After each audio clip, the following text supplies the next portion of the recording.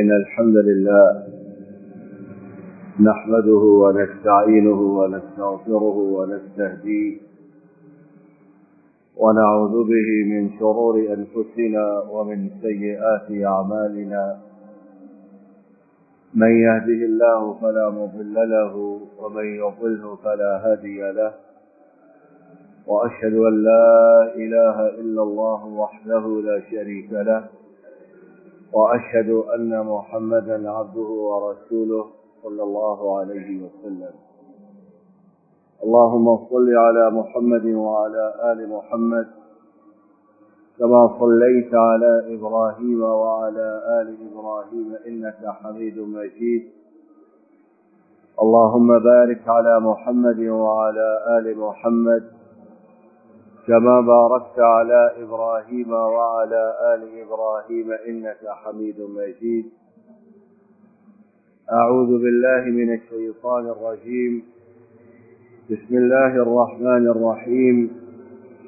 وقال إني ذاهب إلى ربي سيهدين ربي هب لي من الصالحين فبشرناه بغلام حليم إلى آخر الآيات. آج اللہ کی توفیق سے سنت ابراہیمی علیہ السلام، اس کے احیاء کا اور اس کے زندہ ہونے کا اور زندہ کرنے کا دن ہے. ہمارے لیے حضرت ابراہیم خلیل الرحمن کی سنت میں کیا دروس، کیا عبرتیں اور کیا نصیحتیں موجود ہیں، یہ بات ہم چند منٹوں کے اندر یا ایک چھوٹی سی محفل مجلس میں نہیں کر سکتے، بلکہ یہ بات لمبی نشست کی محتاج ہی نہیں بلکہ کتابوں کا موضوع ہے. لیکن بالکل مختصر سے انداز میں اشارات کی زبانی سنتے ہیں کہ ہم اس دن سے کیا کیا فائدے اپنے لیے کشید کر سکتے، بنا سکتے، لے سکتے، اور کس طرح خلیل الرحمن حضرت ابراہیم علیہ السلام ان کی زندگی کے تابناک پہلوؤں سے اپنی زندگیوں کو منور اور روشن بنا سکتے ہیں. پہلی چیز جو میرے آپ کے سمجھنے کی ہے وہ یہ ہے کہ اللہ تعالی نے حضرت ابراہیم علیہ السلام کے قصے میں ان کے لیے بھی اور پھر قیامت تک آنے والے تمام لوگوں کے لیے یہ بات رکھ دی کہ حق پر چلنا ہے، اللہ کی بات کو تسلیم کرنا ہے، تو لا محالہ اس راستے میں بے پناہ مشکلات، لا تعداد مصائب اور بہت سے ایسی رکاوٹیں موجود ہیں کہ اگر اللہ کی توفیق شامل حال نہ ہو تو انسان کے لیے بظاہر ان رکاوٹوں کو عبور کرنا ناممکن سا دکھائی دیتا ہے. اب بیٹے کو ذبح کرنے کی بات اپنے ہاتھوں سے کوئی انسان یہ سوچ سکتا ہے، لیکن حکم ہوا، امتحان آیا، ابتلا آئی، تو خلیل الرحمن نے اپنے رب کی آواز پر، ندا پر لبیک کہا تو اللہ کی طرف سے انعام آیا اور یہ سنت ابراہیمی قیامت تک جاری ہوئی. سورہ العنکبوت بسم اللہ الرحمن الرحیم الف لام میم احسب الناس ان يتركوا ان يقولوا آمنا وهم لا يفتنون وَلَقَدْ فَتَنَّ الَّذِينَ مِنْ قَبْلِهِمْ فَلَيَعْلَمَنَّ اللَّهُ الَّذِينَ صَدَقُوا وَلَيَعْلَمَنَّ الْكَاذِبِينَ. लोग समझते हैं कि ईमान लाएंगे और इम्तिहान नहीं होगा।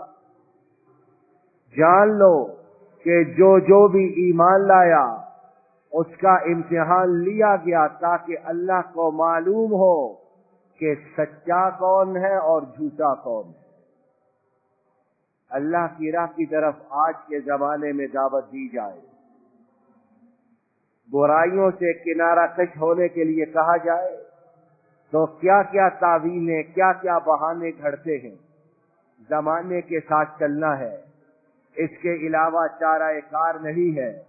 अगर हम ये न करेंगे तो लोगों की निगाहों में लिक्कू बनकर रह जाएंगे। और कैसी कैसी बातें, इम्तिहान आएगा और बहुत शदीद आएगा, लेकिन जो इस इम्तिहान पर में साबित कदम रहा, अल्लाह के फज़्ल व करम से उसका अजर व सवाब भी फिर रब के अलावा कोई नहीं जान सकता है।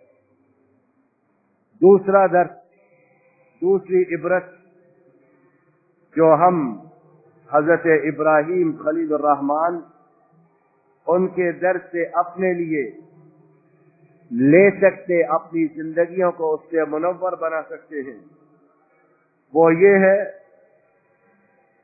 कि इंसान जब अल्लाह का हुक्म आए, जब अल्लाह की तरफ से आजमाइश आए, इम्तिहान आए, तो अपनी औलाद से और जिन्हें मुखलिस समझता है उनसे उस बारे में जरूर मुशावरत करे और मशवरा कर सकता है। हजरत इब्राहीम अलैहिस्सलाम आजमाइश आई तो अपने बेटे को शरीके मशवरा किया। तो बहुत ज्यादा मेरे आपके समझने की ये बात कि मुशावरत में उन लोगों से जो मुखलिस हो, फितनागर फितनाबाज ना हो कि तमाशा देखें, पहले ही मुश्किल है तो चिंगारी फेंक कर आग के शोले बुलंद होते देखे, इस तरह के लोग नहीं। मुखलिस, अक्लमंद, दीन वाले लोग, उनसे मुशावरत हो सकती कि अल्लाह ताला ने उम्मत मुस्लिमा की एक नुमाया खसूसियत ये रखी, व अम्रुहुम शूरा बैनहुम, उनके आपस के काम बाहम मशवरे से चलते हैं। और नबी करीम सल्लल्लाहु अलैहि वसल्लम को भी हुक्म है, व अम्रुहुम शूरा बैनहुम व शाविरहुम फिल अम्र, कि आप उनके साथ यानी अपने सहाबा के साथ मुशावरत कीजिए। तो दूसरी चीज कि जब भी कोई मुसीबत, परेशानी, इब्तिला आए तो जरूर ऐसे लोगों से मुशावरत करें, मशवरा करें जिनका मशवरा हमारे लिए फायदा मंद है।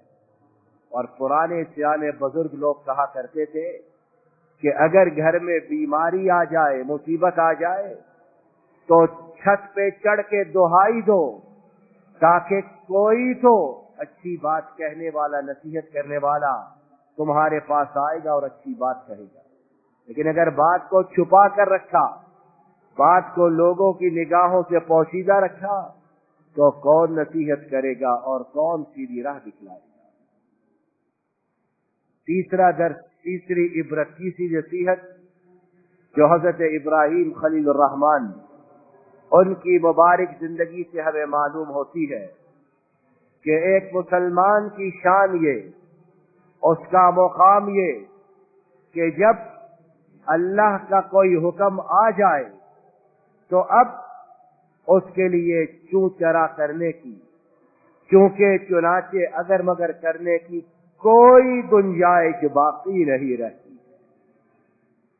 अल्लाह माफ करे, मैं और आप या हम में से अक्सर ऐसे हैं, थोड़ी सी मुसीबत आ जाए, हीले बहानों के अंबार खड़े करके जान बचा के भाग जाते हैं।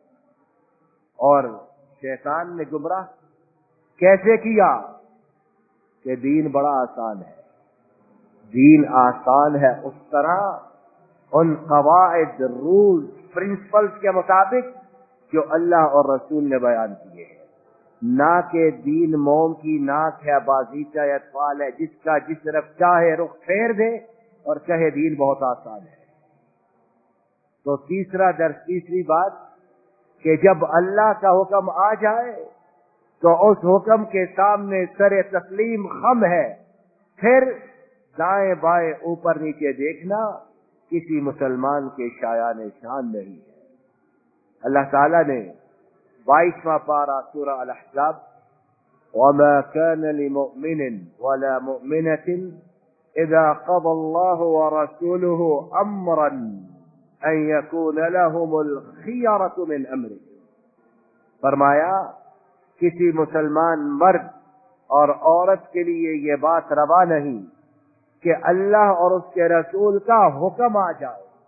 امرن نکرہ ہے، کامن نون ہے، چھوٹا حکم ہو یا بہت بڑا، لوگوں کی نگاہوں میں حقیر ہو، معمولی ہو، یا مارگلا پہاڑ اس سے بھی بڑا، جیسا بھی حکم آ جائے، اب کسی کے لیے یہ جائز نہیں کہ وہ کہیں ہمارے پاس آپشن موجود ہے، ہمارے پاس چوائس موجود ہے۔ کوئی چوائس، کوئی آپشن اللہ رسول کا حکم آنے کے بعد مسلمان حضرات و خواتین کے پاس باقی نہیں بچتے۔ اور امت مسلمہ کا جو بہت بیڑا غرق ہوا ہے، تباہی، بربادی، اس کے بڑے اسباب میں سے کہ ادھر اللہ کا حکم آتا ہے، ادھر نام نہاد فقیہ، نام نہاد دانشور، سو کالڈ انٹلیکچوئل پیدا ہو جاتے ہیں کہ دین میں اس طرح آسانی ہے، اس طرح آسانی ہے، اور جان چھڑا کر سمجھتے ہیں کہ بڑی دانشوری کی ہے۔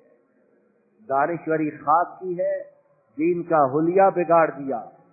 دین تو بلند و بالا، لیکن مسلمانوں کو رسوا کر کے رکھ دیا۔ چوتھا درس، چوتھی عبرت، چوتھی نصیحت جو میرے آپ کے لیے حضرت ابراہیم خلیل الرحمن ان کی زندگی سے ہمیں معلوم ہوتی ہے، وہ یہ ہے کہ انہوں نے کس طرح اللہ کی توفیق سے اللہ کی بات کو مانا، اللہ کی بات کو تسلیم کیا، تو کیا ہوا۔ چوتھی بات، چوتھا سبق یہ کہ بطور مسلمان جب ہم کلمہ گو مسلمان ہیں، ہمارے نام مسلمانوں والے ہیں، مسلمانوں کے گھر پیدا ہوئے، تو اب دنیا کی بھی اور آخرت کی بھی ہماری فلاح، ہماری نجات، ہماری کامیابی صرف اس چیز میں ہے کہ ہم اللہ کے بتلائے ہوئے راستے پر آ جائیں۔ اور اگر ہم مسلمان رہتے ہوئے کسی اور راستے کو تلاش کرتے ہیں تو پھر ہمارا وہی حشر ہوگا جو اب ہو رہا ہے۔ دنیا میں کہیں عزت ہے ہماری، دنیا میں کہیں ذلت اور رسوائی سے ہم بچے ہیں؟ جہاں جائیں اور اپنے ملکوں میں آفات، مصیبتیں، بیماریاں وہ اس طرح ہمارا احاطہ کیے ہوئے کہ اللہ ہی ہمیں ان سے پناہ دے، وگرنہ ہمارے بس کی بات نہیں ہے۔ بہت سے اسباب ان چیزوں کے، لیکن یقینی اسباب کہ ہم نے اللہ کے راستے کو چھوڑا اور بیماریوں، پریشانیوں سے نکلنے کے اور راستے تلاش کرنے شروع کیے۔ اسلام دنیاوی اسباب سے منع نہیں کرتا، ان کی ضرورت پہ زور دیتا، لیکن جو حقیقی راستہ ان چیزوں سے نکلنے کا، وہ اللہ اور اس کے رسول کا بتلایا ہوا راستہ ہے۔ پانچواں سبق، پانچویں عبرت، پانچویں نصیحت جو مجھے اور آپ کو حضرت ابراہیم خلیل الرحمن کی زندگی سے معلوم ہوتی ہے، وہ یہ ہے کہ جو اللہ کے راستے میں امتحان آنے کے بعد ڈٹ جائے، استقامت اختیار کرے، تو پھر اللہ تعالیٰ اسے انعام بھی اپنی شان کے مطابق عطا فرماتے۔ اور اللہ کی شان، اللہ کا مقام و مرتبہ میں آپ ساری دنیا مل کر اس کا تصور نہیں کر سکتے۔ دیکھیں ابراہیم خلیل الرحمان کے قصے میں اللہ کے حکم کے سامنے جھکے تو کیا ہوا؟ وَفَدَيْنَاهُ بِذِبْحٍ عَظِيمٍ، ان کی طرف سے اللہ نے ایک عظیم قربانی دی۔ وَتَرَكْنَا عَلَيْهِ فِي الْآخِرِينَ، دوسرا انعام قیامت تک آنے والے لوگوں کے لیے اس سنت کو جاری کر دیا۔ سلام علی ابراہیم، تیسرا انعام کہ اللہ نے عرش کے اوپر سے اپنے بندے خلیل الرحمان کو سلام کہا۔ چھوٹی بات ہے، ہم چھوٹے چھوٹے حقیر معمولی جھوٹے ان لوگوں کے سلاموں کے منتظر رہتے، بدنام زمانہ لوگ، لوگوں کو وعدوں پر ترخانے والے لوگ، اور اللہ کا سلام، کائنات کے مالک کا سلام، کائنات کے خالق کا سلام، کہ جس کی قسمت میں یہ آ جائے اربوں خربوں بلکہ تمام دنیا کے سارے سلام ان پر قربان ہو جائے۔ کیا حیثیت ہے؟ سلام علی ابراہیم، قیامت تک کے لیے اللہ نے اس سلام کو اپنی کتاب حکیم میں محفوظ کر دیا۔ اور بات یہاں تک نہیں روکی، اس کے بعد اگلی نوازشات کا ذکر، وَبَارَكْنَا عَلَيْهِ وَعَلَى إِسْحَاقَ وَمِن ذُرِّيَّتِهِمَا مُحْسِنٌ، اللہ نے اتنی نوازش کی کہ اس نسل کو انبیاء رسولوں کی نسل بنا دیا، یہاں تک کہ ہمارے نبی کریم صلی اللہ علیہ وسلم جو انبیاء کے سردار، مخلوقات میں سب سے بلند و بالا، وہ بھی ابراہیم خلیل الرحمان کی نسل سے۔ اور اس کے بعد اللہ تعالیٰ نے دیگر انعامات کا ذکر کیا۔ تو پانچویں بات میرے آپ کے سمجھنے کے لیے کہ اگر میں آپ اللہ کے راستے پر امتحان آنے کے بعد ڈٹ جائے تو میرا آپ کا رب مرنے سے پہلے دنیا میں ہمیں ایسی نوازشات سے، ایسے انعامات سے نوازے جو میرے اور آپ کے وہم و گمان میں بھی نہ ہو۔ 5 دروس، 5 عبرتیں، 5 نصیحتیں بالکل اشارات کی زبانی ہم نے سنی، اور نہ جانے اس قصے میں کتنے دروس اور کتنی عبرتیں ہیں۔ رب العالمین اپنے فضل و کرم سے انہیں ہمیں اپنی زندگی میں لاگو کرنے کی توفیق عطا فرمائے، اور ہم مسلمانوں کو انفرادی اور اجتماعی وہی شان، وہی مرتبہ، وہی عظمت عطا فرمائے جو کبھی ہمارا سرہ امتیاز اور ہماری نشانی ہوا کرتی تھی۔ وآخر دعوانا ان الحمد للہ رب العالمین۔ ان الحمد للہ نحمده ونستعینه ونستغفره ونستهديه ونعوذ به من شرور انفسنا ومن سيئات اعمالنا، من يهده الله فلا مضل له ومن يضلله فلا هادي له، وأشهد أن لا إله إلا الله وحده لا شريك له، وأشهد أن محمدا عبده ورسوله۔ نبی کریم صلی اللہ علیہ وسلم کی سنت مبارکہ تھی کہ وہ عید کا دوسرا خطبہ خواتین کے لیے خاص کیا کرتے کہ امت کی تربیت کرنے والی یہ دستگاہیں ہیں۔ امام بخاری نے حضرت عبداللہ ابن عباس رضی اللہ عنہما سے روایت کی کہ جب حضرت ابراہیم علیہ السلام نے اپنی بیوی ہاجرہ اور حضرت اسماعیل اپنے لخت جگر کو مکہ کی ویران بے آب و گیاہ وادی میں چھوڑا تو چھوڑ کر واپس پلٹ کر چل دیے۔ بیوی بھاگی پیچھے کہ ابراہیم ہمیں کہاں چھوڑ کر جا رہے ہو؟ نہ پانی ہے، نہ بشر ہے، نہ چرند ہے، نہ پرند ہے، نہ کھیتی ہے، کہاں چھوڑ کر جا رہے ہو؟ حضرت ابراہیم چلتے رہے اللہ کے حکم کے مطابق کہ اگر پیچھے مڑ کر دیکھ لیا تو کہیں بچے کی، بیوی کی محبت جوش نہ مارے تو میرا ارادہ متزلزل نہ ہو جائے، کچا نہ پڑ جائے۔ تو دوسری طرف منہ رخ کیے چلتے رہے، یہاں تک کہ حضرت حاجرہ نے خود ہی سے سوال کیا، یا ابراہیم اللہ امرک بہذا، اے ابراہیم آپ جو ہمارے ساتھ معاملہ کر رہے، سلوک کر رہے، ہمیں چھوڑ کر جا رہے، کیا آپ کے اللہ نے اس بات کا حکم دیا ہے؟